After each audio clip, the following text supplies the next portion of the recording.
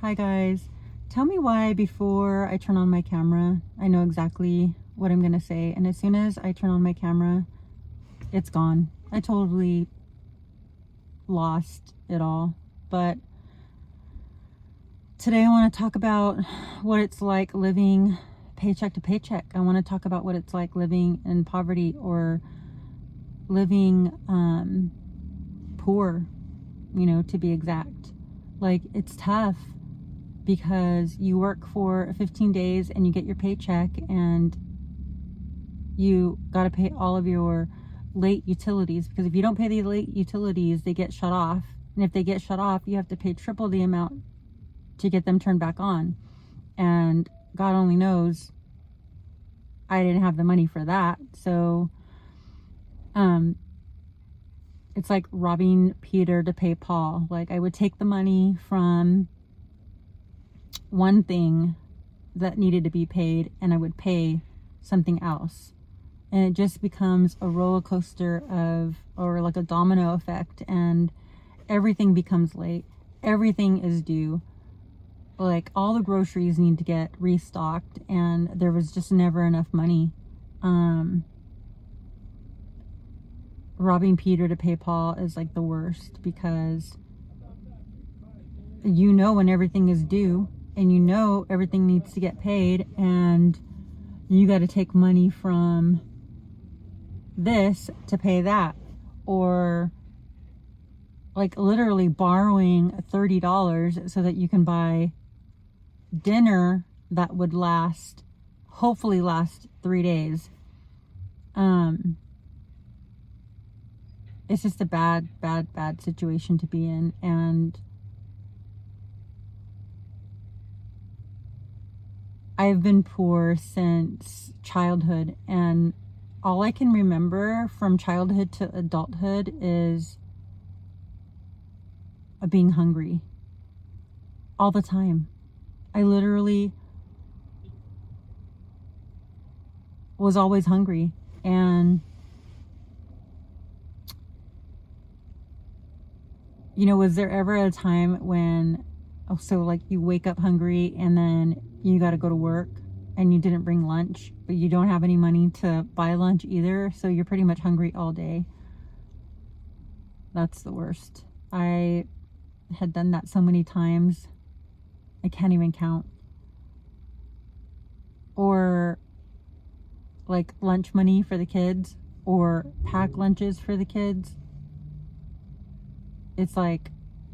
It's just like gut wrenching, and it's like a deep, dark secret, that you don't want anybody to know that like you're that broke. But my kids would always say, Mom, like the lunch lady said, we need to pay $6 for last week. If we don't pay $6 for last week, then she can't give me lunch for this week. So, and I had 2 kids, and so providing even the smallest amount of money, for lunch money was difficult. And that was a priority, and that should have been first on my list. But it's like, pay this bill that's about to be disconnected, that's $180, and that's all I had was $180. So now I'm due, I don't know, $12 for last week for the lunches. I don't have it. So since I don't have it, I'll try to make lunches instead. And I don't know, it just always seemed like there was never enough.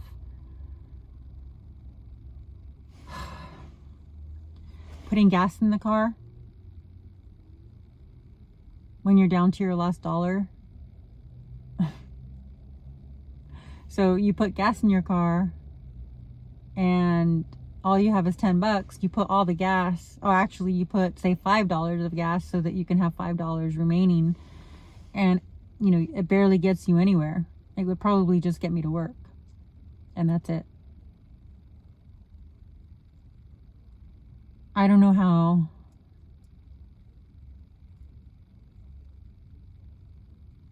to even explain, how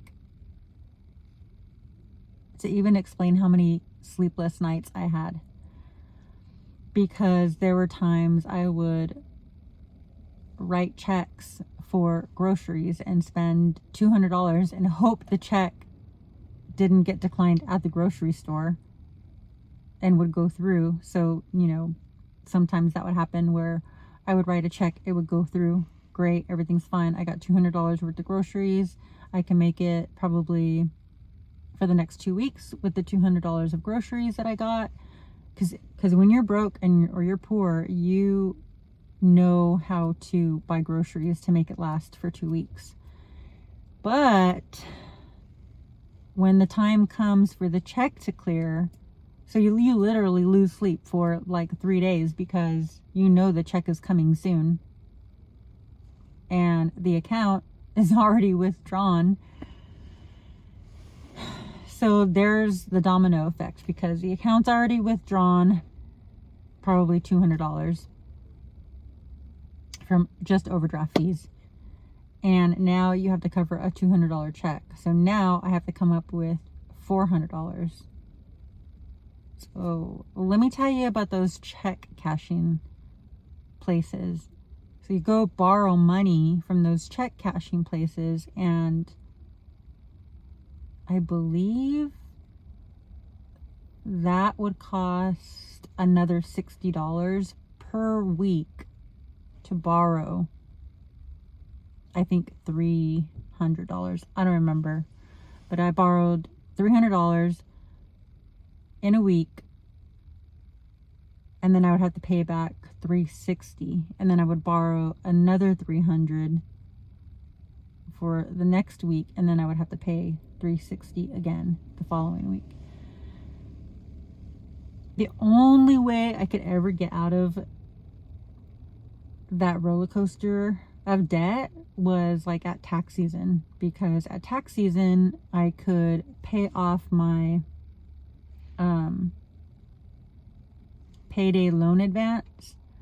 I could pay off or not pay off, but I could probably catch up on my utilities, and I could get my account out of the negative.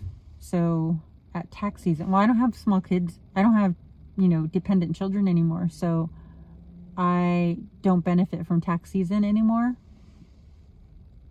But I know that like when my car breaks down and I have to fix, and even at the mechanics, you take your car in for one thing, but they find 5 things that's wrong with your car, and you have to prioritize. So your alternator goes out. It costs $500 for a new alternator, and it costs $500 for the labor. So that's $1,000, right? Your car won't start if you don't replace your alternator, but they find out that you need brakes, tires, and an oil change. That's another $1,000. So you have to prioritize. You get the alternator fixed and this is at tax season. So you pay $1,000 to get the alternator fixed because your car won't even start.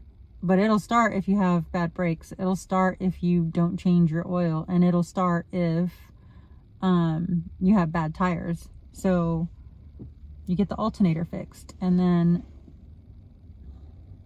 I'm just rambling on, but this is real life. Now my tags are due, but I don't pay my tags because I don't have enough money to pay my tags, because I just spent $1,000 on an alternator. And so now I'm riding around in my car with no tags and get pulled over and get a ticket. So now I have to pay the ticket that I got for not having tags that I couldn't afford. Oh, let me tell you about the accident I was in. I was in a car accident. So don't do this ever. You're driving, and there's inlets, like the driveways to pull into a grocery store or a gas station, don't ever turn your head to watch somebody that you think you saw, because the car in front of you is going to slam on their brakes and you're not going to see it, and you're going to slam right into them. So that's what happened. I turned my head for just a second because I thought I saw somebody, and I wasn't looking forward. And when I did turn my head back, the car in front of me slammed on their brakes because somebody slammed on their brakes in front of them, because the person in front of that person went into an inlet.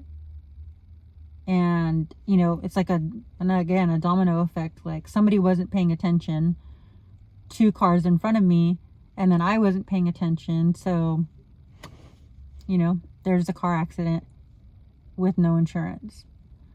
So if you don't have any insurance when you're in a car accident, you can get your car taken away, you can lose your license, and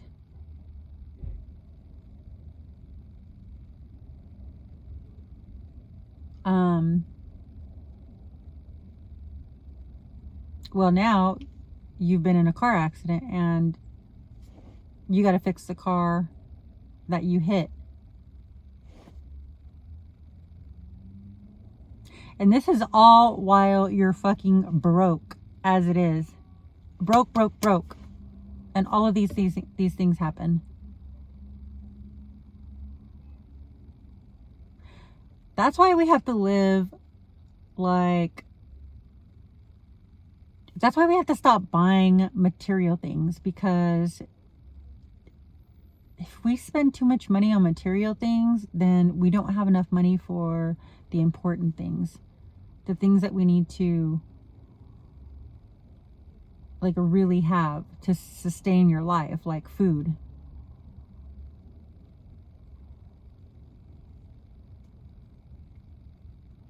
I'm just looking at this person that pulled up next to me, and she was dressed pretty cute, like real cute. But she didn't get out of her driver's side door. She got out of the passenger door, because now that I'm looking over, her car is like totally smashed on the driver's side. It's like literally smashed in, and it's a BMW. That's crazy. I'm freaking parched.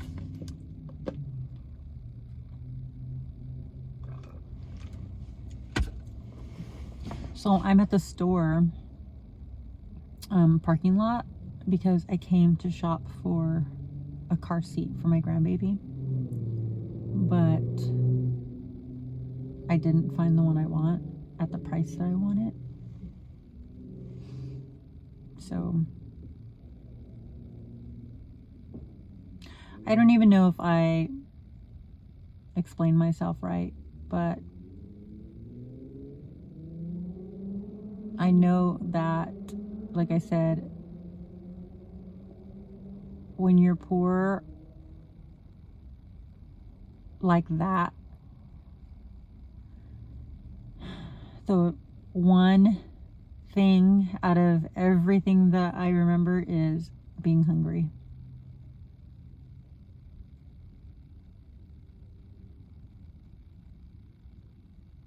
But you survive it.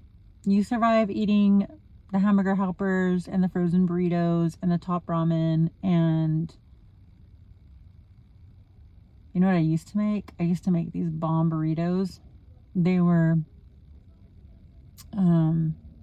refried beans, ground beef, cheese, lettuce, tomato, sour cream, and Taco Bell taco sauce. Those were so good. I still make them, actually.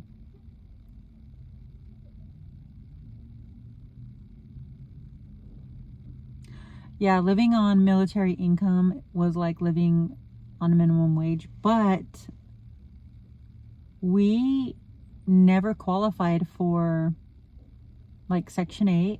We never qualified for low income housing. or food stamps. Like we literally had to pay for everything. It's crazy that you could work for the government, but the government didn't help us at all. Not even with medical. We had to pay cash. Well, we didn't have to pay cash, but we had to pay out of his paycheck the medical that we couldn't afford.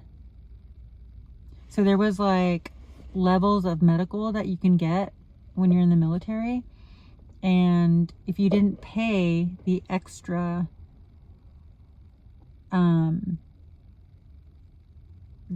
fees for like the prime benefits, then you had like the standard benefits. And if you had the standard benefits, you still had to pay for them, but the standard benefits, there were huge co-pays, there were deductibles, and if we didn't meet our deductible, then I believe we had to pay like 20% of the, I think we would, so we'd have to meet our deductible, pay the co-pays, and have to pay like 20% of, or they would pay 20% of the actual hospital bill or doctor bill, and then we would have to pay the remaining amount. So I hated having to take my kids to the doctor because I knew that was going to be a big fat bill. We're not military anymore.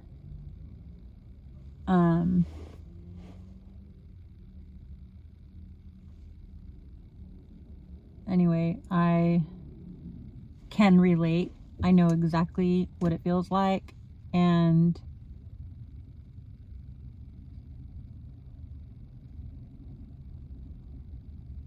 I worked full time. There was just never enough money.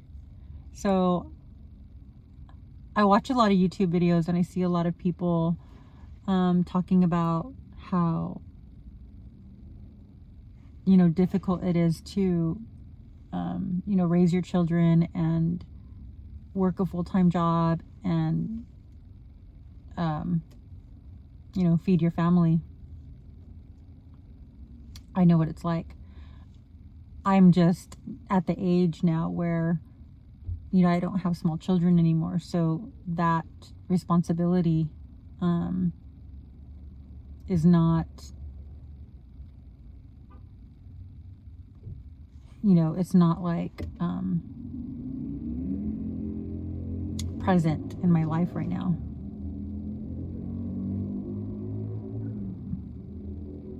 I just deal with other things. Anyways, I should probably go. It's dark out here in the parking lot, so I will come back with another video. Bye, guys.